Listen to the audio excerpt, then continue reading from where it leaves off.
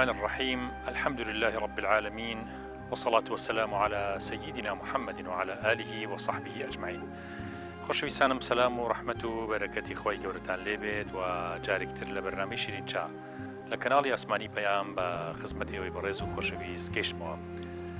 ئەمەڵقەیەمان حەزەکەین لە مانگی مەولودی پیرۆزە بچینە شارۆچکەی خوڕماڵ و بە تایبەتیش لە ناو شارە و توێژ لەگەڵ چەند دۆست و خۆشەویستێکی ئەم شارە خۆشەویستی خوڕماڵە بکەین و هەروەها لە مزگەوتە دێرینەکەی شاری خوڕماڵ کە وا مەشهورە کە عەبدوڵڵای کوڕی حەزرەتی عومەر دروستی کردووە. لەو مزگەوتەیە ئینشاءڵڵا بەرنامەی ئەمڕۆتان پێشکەش بکەین لە شوێنێکی زۆر جوانی ئەو مزگەوتەیە. و ئەم مزگەوتە دیارەکە مێژوویەکی زۆر کۆنی هەیە و مێژووی ئومەتی ئیسلامی و مێژووی موسڵمانان لە کوردستانە دەرەخات و مێژوویەکی دێرینی کورد دەرەخات کە چەندە ئەو شوێنەوارانی کە موسڵمانەکان و سەحابەکان هاتوونەتە کوردستان و ڕزگاریان کردووە چەند پاراستویانە، چەند خۆشیان ویستووە بیپارێزن. چونکە هەر کاتێ ئەگەر تۆ بینایەک شوێنێک کە داگیرکەرێک بێت داگیری بکات، هەرەوەنەی هەیمەنی ئەو داگیرکەرت بەسەرەوە نەمای ڕوخێنن تێکێدەن، بەڵام موسڵمانان وەک پیرۆستترین شوێنی خۆیان پاراستویانە. هیواداری نەم مزگەوتە دێرینی کوردستانیشمان ئینشاءڵڵا ئاوەدان بکرێتەوە وەکو کاتی خۆی کە ئاوەدان بووە، بەو شێوەی کە بینا و هەیکەلی ئەو مزگەوتە بە جوانی دروست بکرێتەوە و ئەم ئاسارە ئیسلامیانە لە کوردستانە هەمیشە جوان و زین و گەورە بن پشت بەخوای گەورە. فەرموون ئەڵقەی ئەم شەومان.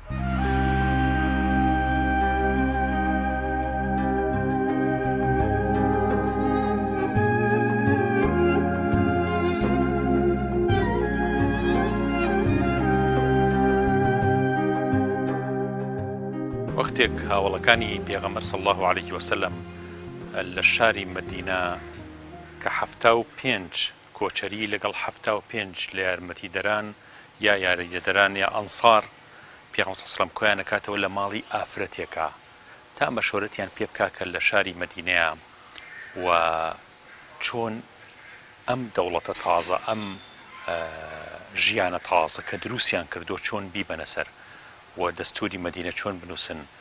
مشکلەکانی ناو مەدینە چۆن حەل بکەن، چۆن کێشەی کۆچەریەکان کە هاتوونەتە مەدینە چارەسەری بکەن. پێغەمبەر صلی الله عليه وسلم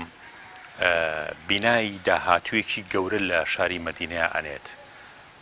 بە جۆرێک کە زۆر جێی سەر سوڕمانە. ئازیزان، ئەو کەسانی کە پێنسەم کردوونی بە براییەک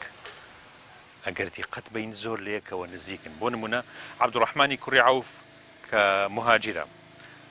لەگەڵ کە پیاوێکی تاجیر و شاتیر و زیرەک بووە لەگەڵ سعدی کوڕی ڕەبیع کە خەڵکی مەدینەیە ئەبن بە برای یەک واتە لە یەک ماڵا ئاژین، چونکە هەردووکیان سەرمایەیەکیان هەیە و پارەکان بێکەوە تیجارەتی پێکەن. عەبدوڵای کوڕی مەسعود کە عالم و زانایە لەگەڵ مەعاذی کوڕی جەبەل هەردووکیان بێکەوە تا مەدرسەیەکی فقهی دروست بکەن. ئەبوو عوبەیدەی جەڕاح کە مجاهید و تێکۆشەر و شمشێر بەدەستە لەگەڵ سعدی کوڕی مەعاذە بەیەکەوە ئەبنە برای یەک و لە ماڵێکە ئابن. خزمەکان وەکو حەزرەتی ئەبوبەکری سیدیق لەگەڵ خارجەی کوڕی زەید، چونکە ژن و مناڵەکانیان یاخواتە کوڕ و کچەکانیان ژن و ژنخوازیان کردبوو، ئەمانەواتە ئەوانەی نەسەبیان لە یەکەوە نزیکە، ئەوانەی کە توانایەکی ئیبداعی و فکری گەورەیان هەیە وەکو عەماری کوڕی یاسیر لەگەڵ حوذەیفەی کوڕی یەمان، ئەم دوانە ئەبنە برای یەک. لەبەرەوە سیرکن پێغەمبەری خوا صلی الله علیه و سلم چۆن برایەتەکە دروست دەکات. پێغەمبەر صلی الله علیه و سلم خۆی دەستی ئیمامی عەلی ئەگرێت و بەرزێکاتەوە فەرمێت ئەمەش برای منە، ئەمە لەگەڵ منایە. لەبەرەوە حەزرەتی عومەر و حەزرەتی ئەبوبەکریش لە تەنیشتی پێغەمبەر صلی الله علیه و سلم دانیشتون چۆن دڵی ئەوان ڕابگرێت. بۆچی حەزرەتی عەلی لەوێ هەڵەبژێرێ؟ چونکە حەزرەت پێغەمبەری خوا صلی الله عليه وسلم زۆر بەوەفایە، زۆر وەفادارە. کاتێک کە ئیمامی عەلی لە شوێنەکەی پێغەمبەرە دائەنیشێت ئەمێنێتەوە بۆ ئەوەی کەوا پێغەمبەر صلی الله علیه و سلم زیانی پێ نەگات، یعنی ڕۆحی خۆی کاتە قوربانی پێغەمبەری خوا صلی الله عليه وسلم. پێغەمبەر صلی الله علیه وسلم خاوەنی وەفایەکی زۆر گەورەیە، لەبەرەوە ئەوەی لەبەرچاوە دەستی ئیمامی عەلی ئەگرێت و بەرزێکاتەوە کاڵێ ئەمە برای منە. حەزرەتی عومەر و حەزرەتی ئەبوبەکر بە حەزرەتی ئەبوبەکر فەرمێت ئەبوبەکر وەکو ئەو کراسەی بەرم وایە چەندێ نزیکە لە منەوە، ئاوا نزیکم لێیەوە. و حەزرەتی عومەریش بە هەمان شێوە کە ئەفەرمێت ئەی عومەر، تۆ کاتێکە موسڵمان نەبووی زۆر شمشێرەکەت زۆر تیژ بوو لە سەرمان و هێز و قووەتی تۆ زۆر تیژ بوو لەسەر ئێمەی موسڵمانان، بەڵام ئێستا خۆی گەورە بە یەکێک لە عومەرەکان کە دوعای کرد کە یەکێکیان ئەبوو جەهل بۆ عەمری کوڕی هیشام و هەیەکیان عومەری کوڕی خەتاب، خۆی جان بە یەکێک لەم دوو عومەرە ئەم ئیسلام و ئەم مسلمانان سەربخێ ئەوە بوو حەزرەتی عومەر شایستەی ئەوەی هەیە کە هیدایەت بدرێ خی گەورە هیدایەتیەدات لەبرەوە هەمویان دەستیان کرد بە پێکەنین و دڵیان خۆش بوو پێغەمبەر سەڵەم لەو مەجلیسەیە کە 75 لە کۆچەری و 75 لە یاری دەرانی تایە هەموو یەکا بە برای یەک کێشە دروست نابێت و ئەسحاب هەمووی یەکە خات و بە یەکەوا بن.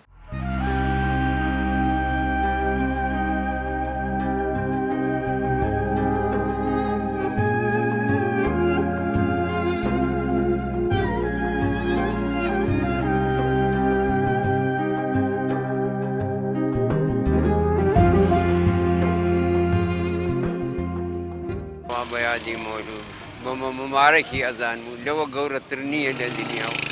زۆر مبارەکە و پیرۆزە و هەر ئەوەنە. ئەو سامەولوی لادەکانی ئێمە چۆن بوو مۆلوونامە؟ وەڵڵا مۆلوونامەیان ئەخوێندەوە بە چاکیش بە فەقیریش بینیش نەبوون دەوڵەمەنیش نەبوو وەکو ئیسا مۆلوونامەیان ئەخوێندە خەیریانە کردو تراوە. چی بکەین لە مۆلووە باشە؟ وەڵا لە مۆدەوە هەر ئەو ڕێگە بگرینە بەر و تەواو ئیتر لەوە زیاتر چیترمان هەیە ئێمە حرەوەمان هەیە. یادی مەولوونامەی پێغەمبەر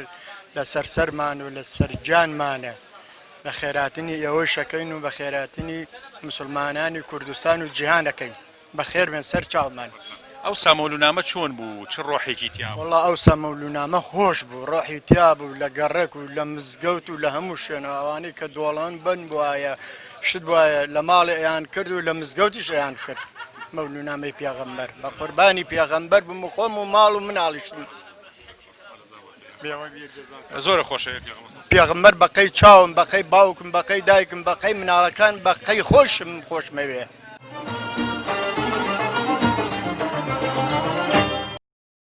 بزانین پێغەمبەر صلی الله علیه و سلم چۆن مامەڵەی لەگەڵ ئافرەتا کردو. حەوت بنەمای سەرەکی هەیە کە پێغەمبەر صلی الله علیه و سلم کاتێ چێتە مەدینە باسییان نەکات و بنەمایە دایەنێ بۆ ئومەتی ئیسلامی کە چۆن مامەڵی لەگەڵ ئافرەتا کردو. ئەگەر تاریخێکی پێغەمبەر باس بکەین کە ژنهێنانی پێغەمبەر چۆن بووە هەتا 25 ساڵی پێغەمبەر عازب بووە واتە ژنی نەهێناوە و یەکێک بۆ لە هەرە گەنجە زۆر پاکەکانی مەدینە کە مەکە کە لە ژیانی گەنجێتی تا 25 ساڵیە و تا هەموو تەمەنی پێغەمبەری خوا صلی الله علیه و سلم خاوەنی ئابڕوو شەرەف و کەرامەتێکی زۆر گەورە بووە، زۆر مرد بووە. لەبەرەوە لە 25 ساڵی بۆ 50 ساڵی تەنها خێزانێکی هەبوو کە حەزرەتی خەدیجەی ڕەزا و ڕەحمەتی خوای لەبێ. لە 50 بۆ 53 ساڵی ژنی نەبووە، هەر هیچ ژنێکی نەبوو کە لە مەدینەیە ژیاوە. لە 53 ساڵیە یەک ژنی هێناوە. ئەو ژنەش عایشە نییە، ئەو ژنەش سەودەی کچی زەمعەیە کە سەودە 65 ساڵ تەمەنی بۆ پێغەمبەر سەلەم لەو کاتا 53 ساڵە. 65 ساڵ تەمەنی بۆ پێغەمبەر سەلەم ئەو ژنە بە تەمەنە ئەهێنێ. بۆ چی هێنێ؟ یەکەم بێوەژنە لە ئیسلامە کە هەیە و کەسی نییە و مناڵیشی هەیە. پێغەمبەر سەلەم لەبەرەوەی سەرپەرشتی مناڵەکانی بکات سەودە ئەهێنێت. و لە 54 ساڵیە پێغەمبەر سەلەم بۆ 63 ساڵی 9 خێزانی هێناوە، 9 ژن ئەهێنێت. طبعاً پێغەمبەر سەلەم وەکو مرۆڤێک وەکو ئینسانی یەک ژنی هێناوە کە حەزرەتی خەدیجەیە، بەڵام وەکو پێغەمبەرێک ئەو ژنە زۆرانەی هێناوە تاوەکو هەمووی ئامانجی داوە و بانگەوازەکەی لەسەر وەستاوە کە هەدەفی ئەوەی هەبووە کە چۆن ئەم ڕەحمەتە بگاتە هەموو جیهان و قەبیلە و هۆزەکان زۆر جار بەهۆی پێغەمبەر صلی الله علیه و سلم کە ژنێکی لێهێناون بوونەتە پشگیری پێغەمبەری خوا صلی الله علیه و سلم. بۆیە خێزانەکانی پێغەمبەری خۆی صلی الله علیه و سلم ئومەهات المؤمنین عندایکی ئیمانداران هەتا ڕۆژی قیامەت خێزانی پێغەمبەر بۆی نەبووە دوای پێغەمبەری خوا صلی الله علیه و سلم بشوکاتەوە، چونکە قورئان باسییان نەکات و النبي أولى بالمؤمنين من أنفسهم. پێغەمبەر سەلەم نزیکترە لە خۆمان لە خودی خۆمان بۆ خۆمان ئەبێ ئەمە بدۆزینەوە لە ژیانەتانە مردوین. چۆن پێغەمبەر سەلەم لە خۆمان نزیکترە؟ چۆن خۆشمان بێ وەکو ئەوەی کە نەفسی خۆمان زیاتر لە نەفسی خۆمان خۆشترمانەوێ، یعنی پێغەمبەرمان خۆشترەوێ لە نەفسی خۆمان. ئەبێ ئەمە دەرک بکەین، ئەبێ ئەمە بە عەمەلی جێبەجێ بکەین لە ڕێی سڵاواتەکانەوە، لە ڕێی جێبەجێکردنی سونەتەکانی پێغەمبەر سەلەم، لە ڕێی ئەخلاقاتەکانی پێغەمبەر صلی الله علیه و سلم، لە ڕێی یارمەتیدان و بەڕەحمبوون لەگەڵ خەڵکا بە مسلمان و بە نامسلمان و بە ملتزم و ناملتزم. و ئەزواجه ئومەهاتهم هەر لە هەمان ئاەتە ئەفەرمێت خێزانەکانی پێغەمبەر سەلەم دایکی ئیمانداران. پێغەمبەر صلی الله علیه و سلم 12 خێزانی هەبووە، دوانیان لە ژیانی خۆیان لە ژیانی پێغەمبەر صلی الله علیه و سلم وفاتیان کردووە. دوو خێزانن کە حەزرەتی خەدیجە و حەزرەتی زەینەبی کچی خوزەیمە بۆ ڕەحمەتی خۆیان لێبێت لە ژیانی پێغەمبەر صلی الله علیه و سلم وفاتەکەن. طبعا ئەگەر ئێمە سیر بکەین کە خێزانەکانی پێغەمبەر صلی الله علیه و سلم چەند خێزانی هەبووە، خەدیجەی هەبووە، سەودەی هەبووە، عایشەی هەبووە، حەفسەی کچی حەزرەتی عومەری هەبووە، زەینەبی کچی خوزەیمە، ئومو سەلەمە و هەروەها زەینەبی کچی جەحەش دوو خێزانە ناویان زەینەب بووە و جۆیریە و سەفیە کە باوکیشی و مێردەکەشی جوولەکە بوون واتە لە بنەماڵی جوولەکە و پێ دوایی کە مسلمانە بێهێنێ لەگەڵ ئوم حەبیبە کچی ئەبوو سوفیان کە باوکی ئوم حەبیبە سەرکردەی هەموو کافرەکانی مەکە بوو دوای ئەبوو جەهل و هەروەها ماریەی میسریە یا ماریەی قبطیە کە و هەروەها مەیمونە. لەدایکبوونی پیرۆزە و ئەنجا ئێمە هەومان خزمەتکاری ئەو پێغەمبەر صلی الله علیه وسلم ئێمە ڕۆحی گیانمانەکەین بە قوربانی دایک و باوکمانەکەین بە قوربانی ئێمە لە یادی پێغەمبەری خوا ئەگەر پێغەمبەری خوا ساسەم نەبوایە بەشەریەت هەمووی گرفتار و خلافێت و داما و سەرگەدان و سەر لە شێواوە سلامتان کە جناب چێ فەرمووی یانێ و کابرایەکەینە کە سوکاتی بە پێغەمبەری خوا ساسەمەکات ئێمە زۆرمان پێ ناخۆشە و ئیهانەیەکەین ئێمەش هەر عینیشت هەر عینیشت پێمان ناخۆشە و زۆر ئەو کابرا ئاهانایی کردووە پێمان ناخۆش ئەوسا مەولودی پێغەمبەر چۆنەکرا لە لادەکانی خۆمان لە وەڵڵای گلێرە بوون و مامۆستا و تاریەغا و نان و چای و تواق دروستەکرا و ئابە و نوعە مەولوی پێغەمبەرە کرا لە مزگەوتەکانە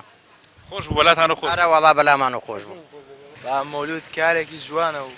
کارێکی ڕەوای ئەگەر خەڵک بیکەوە ئەگەر بیکەوە لە پێشترا کراوە و ئەگەر ئیسەش خەڵک بیکە کارێکی ڕەوا جوانە تۆ پێغەمبەر صلی الله علیه و سلم زۆر خۆشەوێت بەڵێ بە دڵنیایەوە سڵاواتی لێدی ئەرە وەڵا اللهم صل على محمد وعلى آل سيدنا محمد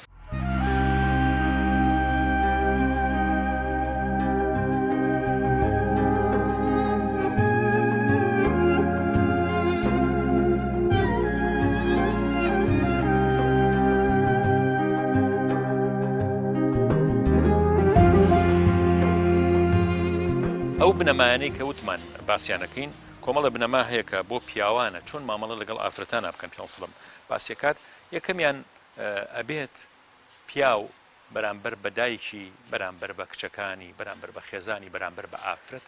زۆر وید و خۆشەویستی و ڕەحم و بەزەیی هەبێت تند و تیژی نەبێ لەگەڵ ئافرەتە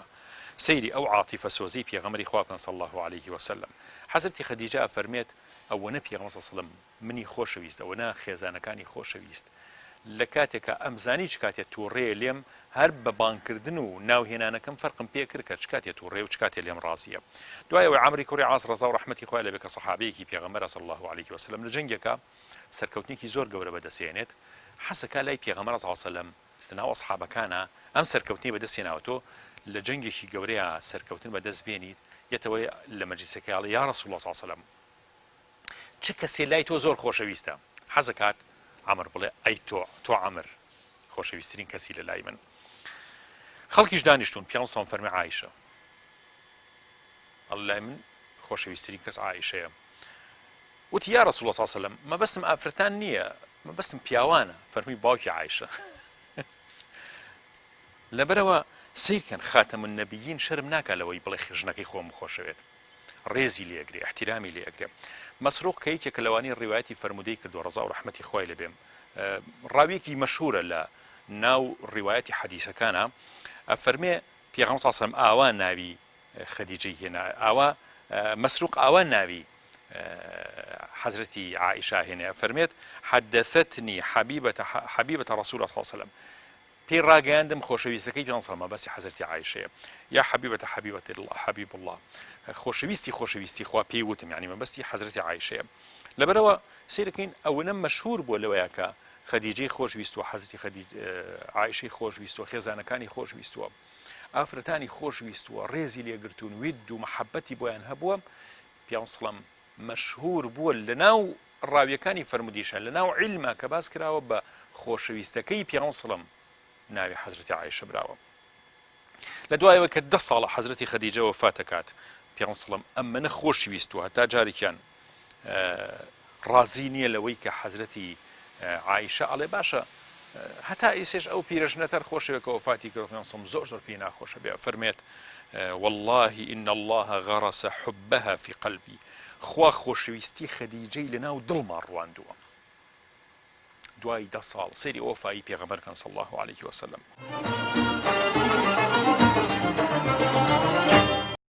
هزار صلوات بۆ پێغەمبەرەکان صلی الله وسلم ئەهلی بەیتی پێغەمبەری ڕۆحەتی ڕۆژاوی تەرەقەتی ڕۆحەتی خۆش دەوێت پێغەمبەر خۆشەوێ زۆر خۆشەوێ زۆر بۆچی خۆش دەوێت وەڵام لەبەر خاتری خۆ ڕۆحمی بە فیداکەم دایکم و باوکم هەر دوانزە مناڵەکەمی بە قوربانەکەم جا خۆشەویستی ئەبێت بەدڵ بێ بەدڵ ئالەم دڵا بێ خۆشەویستتر هەیە لەو خۆشەویستترم نییە لەسەر عەرزە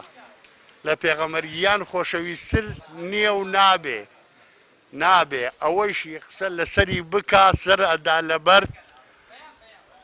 غەڵەتی کردووە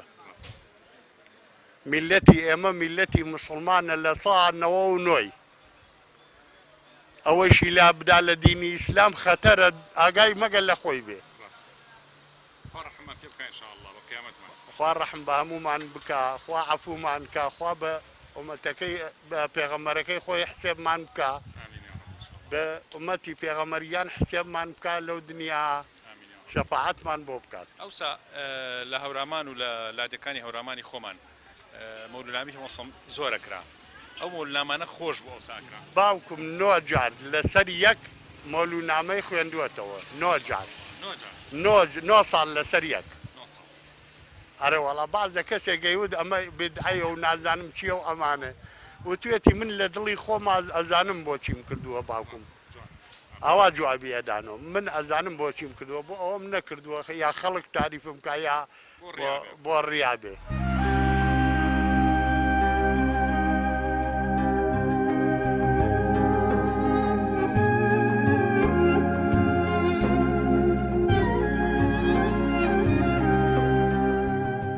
حەزرەتی خەدیجە فەرمێت کە نەخۆشە کەوتم پێغەمبەر خۆی هەڵەسا ئاوی بۆ هێنام ئاوەکەمە خوارد کە تایە ئەمایەوە پێغەمبەر فەرموو عائیشە چه شوێنێک شوێن دەمی تۆیە تا با لەوێ لێی بخۆمەوە خۆی پێغەمبەر لێ خواردەوە ئەمانە ئیحساساتی زۆر وردن پێغەمبەر ڕعاتی کردو چونکە لە سەردەمی نەفامیە جاهیلیا خەڵک کە سەیری ئافرەتەکان خێزانەکانیانە کرد کاتێ ئەکەوتنە سووری ماڭانەیە عادەوە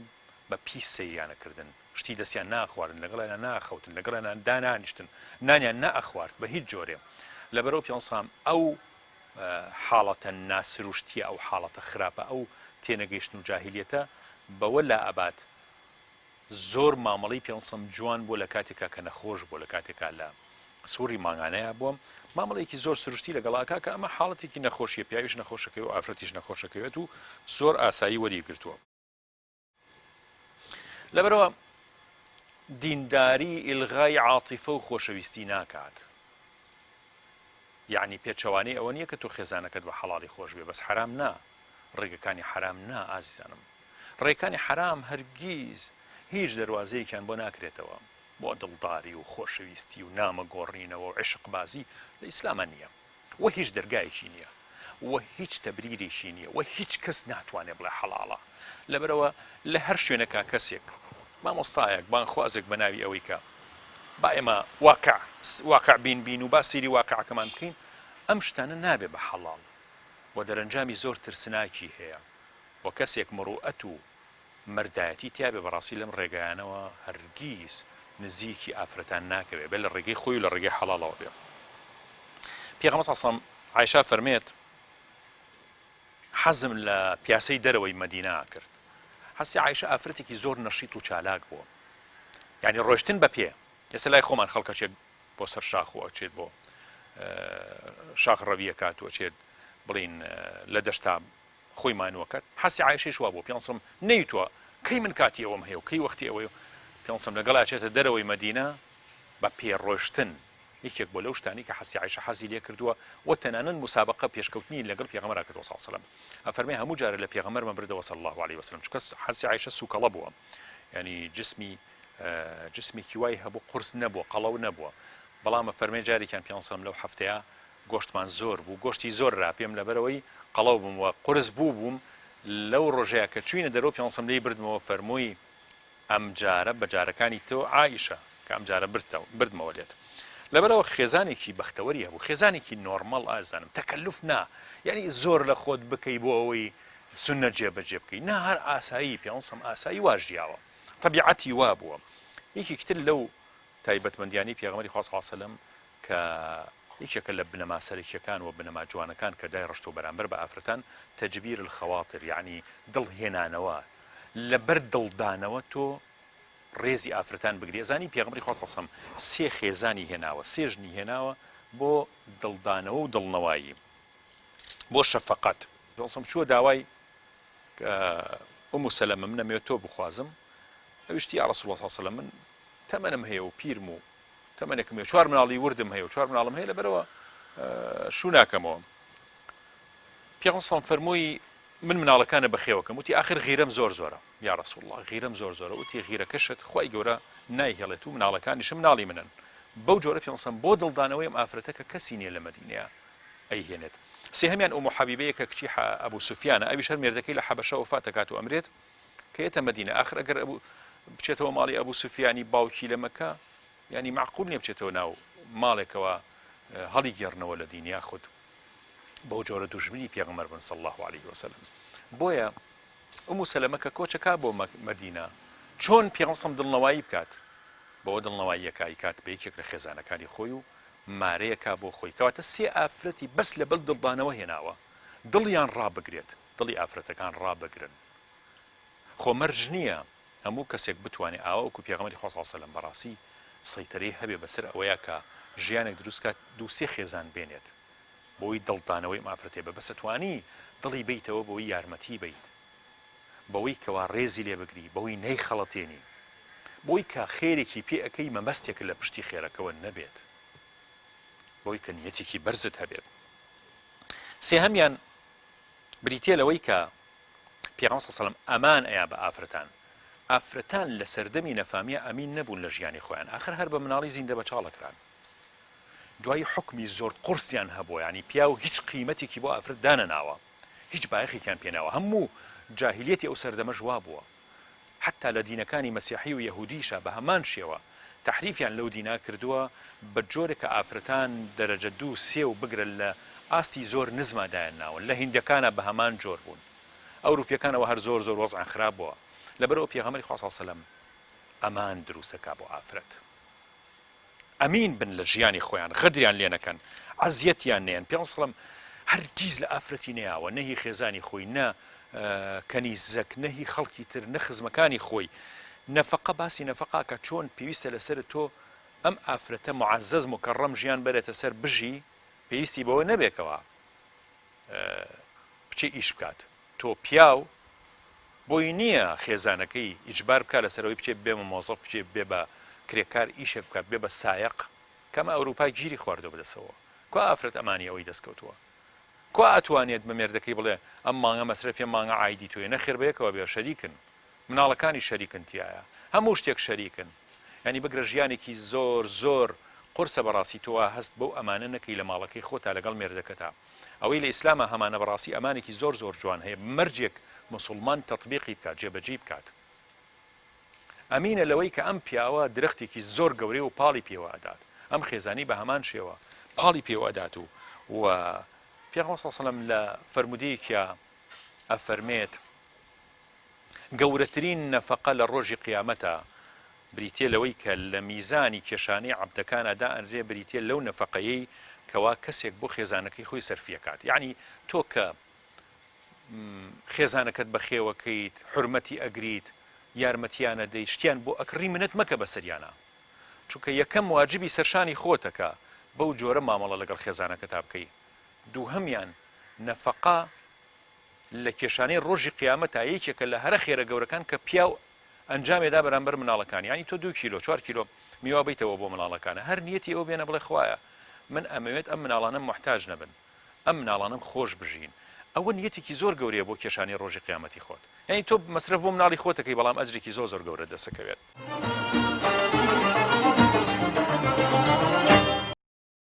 مۆلونامەی ئەوسا خۆش بوو، چۆن بوو مۆلونامەکان کە لادیەکانمان ئاکران؟ وەڵی ئەوسا خۆش بوو، ئەوسا وەڵا چیەکرا؟ وەڵی قەسیدە خوێنراوە، قورئان نەخوێنراوە و نانوشتیان نەدا، خواردنیان نەدا و بەڵێم، بەڵام ئیسە وان نییە، ئیسە نوعێکی ترە ئیسە. والله جناب چی فرمووی؟ شەرە و قسەی خۆ فەرمە، ئەو قسەی مەبارەک بێ ئینشەڵڵا لە هەموو کەس ئینشەڵڵا. ئەوسە خۆش بازە بڵێن یان ئاسانی کە بۆ هەموو کەس چڵانێ ئینشەڵڵا بەبوونە یادی مولدی پێغەمبەر ئێمە هەموو ڕۆژە یادی پێغەمبەری خواکەین یعنی لە شەو لە نوێژ و لە خەوتنا و لە کاتی لە هەموو جوڵێکمانە بێ یادی پێغەمبەری خوا بکەین صلی الله علیه وسلم و ڕابەری مرۆڤایەتیە بەڕاستی ئەی چۆن لە هەموو لە باوکو لە کەس و کار و لە هەمووی لە گیانی خۆشمەوێ خۆین بەفیداکەم لە هەموو کاتێکە نەگەر ینی بڵێ لە هەر کاتێکە لە وەکو ماکەرۆنێکی هێڵێ قەیران قەیرانی چی ئەوان خۆیان هەر نەماون وەڵا ئێمە داواکارین لە خوای گەورە ئەم مەولودە بێتە مەولودی ئاشتی و ئاشتەوایی بۆ هەموو مسلمانان لە جیهان و ئیدانەی ئەو هێژەی سەرۆکی فەڕەنسای شەکەین کە ئەو باوڵێم ناڵەقەڵی کرد من واڵێم پێ خۆشحاڵم بەهاتیتان و بەخێر بن مەولودنامەکانی ئەوسا کاتی خۆی هەشتاکان و بڵین لادەکانی کوردستانە کاکرا شتام و چێژێکی ئەوە وەڵا ئەو کاتە مەولودەکانی ئەو ساکە وەکو ئیسانە بوو ئەو ساکە خەڵک مەولودنامەیە کرد خەڵکی ماکرد بۆ لادیەکان مەولودنامەیان ئەخوێن چەند مەلایەکی بەڕێزیان بانگە کرد خواردن ئەدرا بەڵێ خواردنەدان ئەوسا ئاوا بوو خۆش بوو زۆر خۆش بوو وەڵا خۆش بوو بە لەزەت بوو تام و چەچێکی ئەوسا خەڵکیش بەڕاستی فەقیر بوو مەولودەکەی زۆر پێ خۆش بوو بۆ ئیسفادەی هەبوو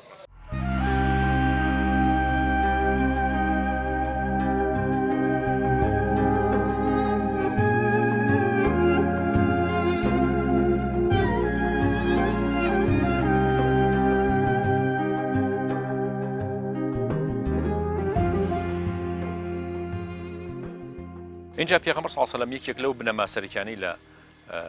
ئیسلامە لە شریعەتی ئیسلامە باسیکات کە بریتە لەوەی یارمەتیدانی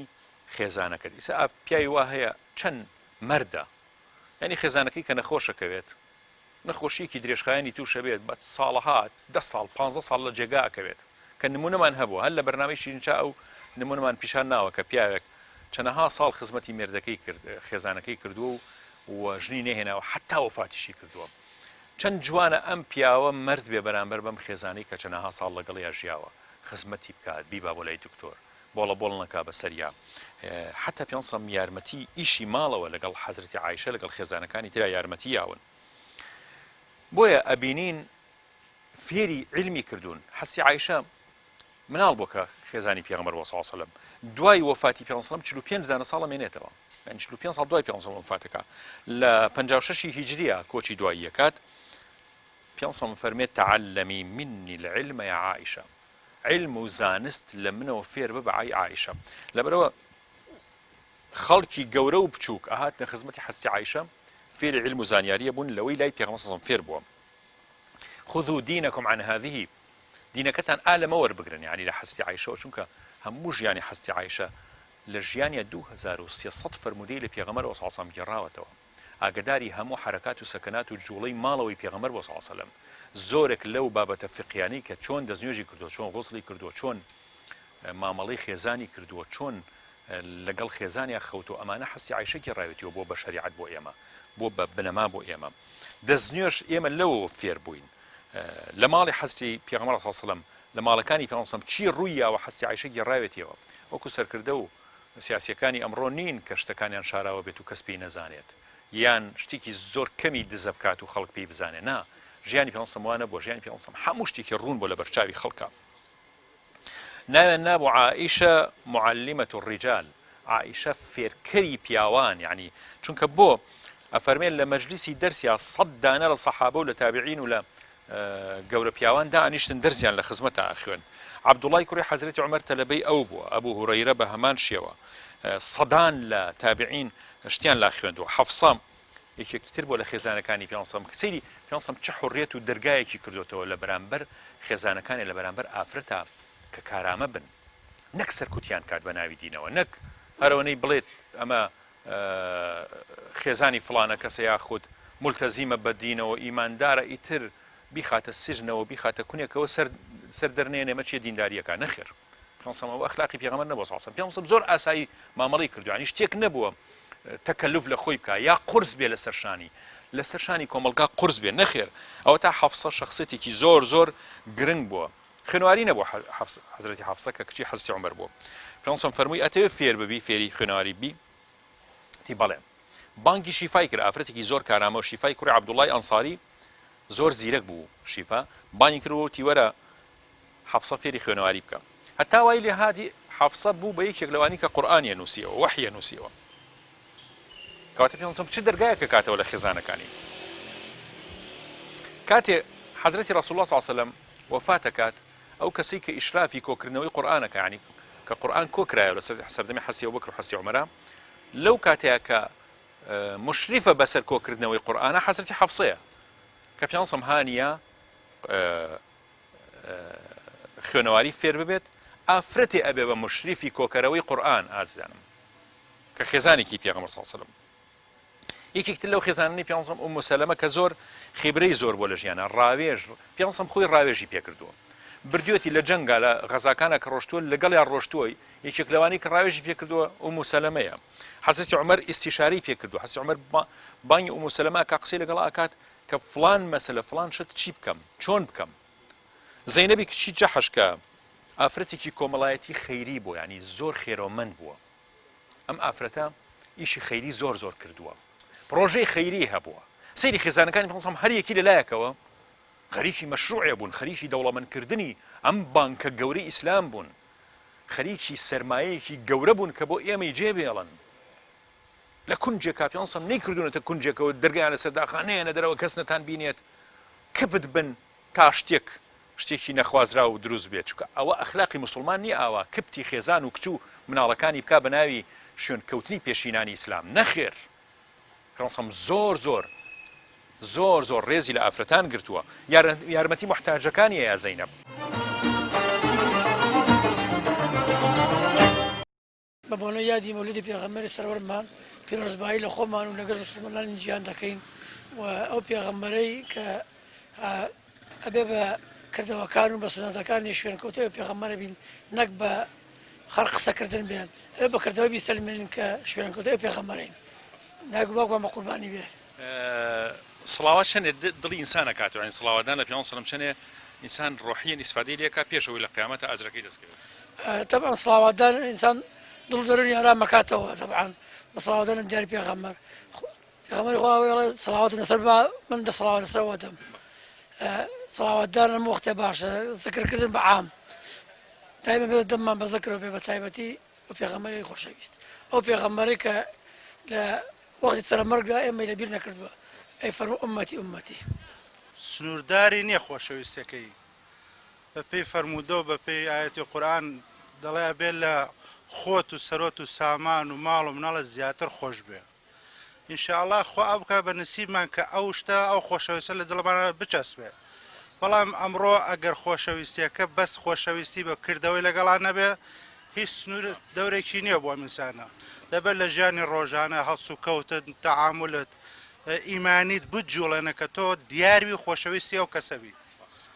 بەڕاستی ئەمڕۆ ئەم ئینسانیەت بۆ کەسەوە جوانە سوکاتی پێکردن بە کەسێکی وا مەگەر ئەو خوا ئینشاءڵڵا بچێ بە گژیا و لە ناوی بەرە ئێمەش ئینشاءڵڵا خوا لێمان قبوڵکە کە ببینە عەبدێکی خوا و خۆشەویستێکی پێغەمبەر صلی الله علیه و سلم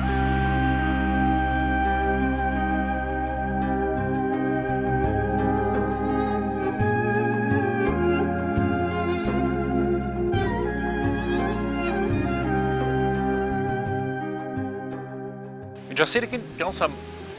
مشارەکەی ئافرەتەکان لە مزگەوتە لە جەماعەتە لە نوێژە و کووتمان لە جیهادا بە یەکەوە پێڵسەم شەونێژی کردووە لەگەڵ خێزانەکانیە ئەوە نییە فەرمێت ڕەحمەتی خوا لەو پیاوەی کە ئاوە کا بە دەموچاوی خێزانەکەی کا بە دەموچاوی مێردەکەیە بەس کەم ئاو ناچە سەڵی ئاوی پێ بکە بۆچی بۆی هەڵی سێنێ لە خەوتاوەکو بە یەکەوە شەونێژ بکەن بە یەکەوە چی من الذاکرین الله والذاکرات بە یەکەوە زیکری خوای گەورە بکەن چەند خۆشە ئێستا لە ماڵەکانی ئێمەیە تۆ بە یەکەوە دانیشیت لەگەڵ مناڵەکان تا لەگەڵ خێزانەکەتە شەوێ لە شەوەکان بە تایبەتی لەم مانگە مبارەکەی مەولودی پێغەمبەر صلی الله علیه و سلم ژیاننامەی پێغەمبەر بخوێنەوە بە یەکەوە زیکرێک بکەن بە یەکەوە لا اله الا الله بکەن بە یەکەوە ئەستەغفیر الله بکەن یعنی باوەڕکە ئەو کەش و هەوایە زۆر زۆر معنەی و خۆشە ئەمە دروست بکەن لە ماڵەکانتانە مناڵەکانتان هەست بە زیکرەکەن هەست بە هەناسەی مەلایکەکانەکەن هەست بە دەور و پشتی خۆیانەکەن کە فریشتەکانی خوای گەورەی لێیە خاڵێکی تر کە خاڵی شەشەمە احترامی ئازادی شخصی ئافرەتەکان بگرن ئەمە ئەخلاقی پێغەمبەر صلی الله علیه وسلم لە ڕووی میراتەوە لە ڕووی معاشەوە لە ڕووی ماڵەوە ئێستا کێ لە ئێمە کێ بیرەکاتەوە لەو 90 مسقاڵی کە بە زۆری خەڵک 90 مسقال قەرزەکا بۆ خێزانەکەی کەوا ئەوە قەرزێکە لەسەریەوە ببیاتەوە کەی بیرت هەبوو بە خێزانەکە بڵێ وەڵی هەر پارەم بێ و 90 مسقاڵیش بووەکەم دێ لە کاتێکا کە تۆ واجبە لەسەر پێش هەموو شتێک لە هەموو قەرزێک لە پێشترە تۆ بیەیتەوە نەک ئیحراجی بکەی بەڵکو و گردن مازاکەمیش لە ماڵەکە شەریک دەکەم وای پێمەڵێ حەقی خۆیەتی پارەی خۆی بەرێ ماڵەکی خۆی بەرێ لە بیرت بێت کە ئەم پارەی قەرزە من ئێمە بە خێزانم چی لێکا باری بکات هی خۆیەتی حڕیەتی ماڵی ئافرەت زۆر گرنگە بیپارێزی یا معاشەکەی کە وەریەگرێت مامۆسایە کە چەنەها کێشە لە محکەمەیە دروستە بێ لای خەڵک دروستە بێت کە پیاوەکە ئەڵێت ئەم پارەیە چی لێکە یەقی چێکە بە 50,000 با بەدایکی بیا بە باوکی ماڭانەیەک ببڕێتەوە پارەی خۆیەتی معاشی خۆیەتی زۆر ئاسایی ئەمە بکات لە کاتێکە ئەبێ پرس بکات بە تۆ کە معاشی خۆی نەبێت هی تۆ بێت ئەوە نابێت و نابێ بەبێ ڕەزامەندی تۆ دەستخاتە دینارێکی تۆ بەڵام ئەگەر پارەی خۆی بوو زۆر ئاساییە خەرجی بکات و سەرفی بکاوە یارمەتی تۆش بات بەیەکەوە مەسرفی ماڵ بکەن ئەمە جوانە بەو معنایی کە بێ بە کێشە بۆ پیاوەکە یعنی بەیەکەوە بگونجێن خۆشەویستی و محەبەت هەموو شتێک حەلەکە یان ڕێز لە خزمی خێزانەکەت بگرە ڕێز لە خزمی مێردەکەت بگرە تۆیشن ئەمانە ئەو ئەخلاق و بنەما گەورانەیە کە پێغەمبەر سەڵم داینا ئەزان مجتەمەعێکی چەند گەورە و جوانی دروست کرد پێغەمبەری خوا صلی الله علیه وسلم ئەوە تا سەفیە کە خێزانی پێغەمبەر سەڵم مێردەکەی پێشووی باوکی بنەماڵەکەی هەموو جوولەکە بوون پێغەمبەر سەڵم ڕازی نییە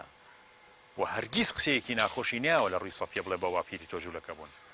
نەیوتۆ بە ئەبوو سوفیان بە ئومو حەبیبە تۆ باوکت سەرکردەی کافرەکانە لە مەکە هەموو شەڕە چی فرۆشێ بە ئێمە ئەم هەموو ناڕەحەتی چی خاتە ڕێی مسلمانان قەت پێنسەمەوە خلاقانەی نەبووە قەت شتێکی نەیاوەتەوە لە ڕوویان قەت وای نەوتۆ پێیان خاڵی حەوتەم بریتە لە ئەوەی عاشروهن بالمعروف تۆ لەگەڵ خێزانەکەتا مامەڵەیەکی جوان بکە مامەڵەیەکی مەردانە بکە باش بە لەگەڵیا بەڕەحم بە لەگەڵیا چکە ڕەحم و سۆز و بەزەیی و خۆشەویستی زۆر زەڕورە بۆ خێزان بۆ مناڵ بۆ مێرد یعنی ئەمانە بەیەکەوە زۆر مهمەکە ئەم محەبەت و خۆشەویستی لە بینیانە گەشە بسێنێت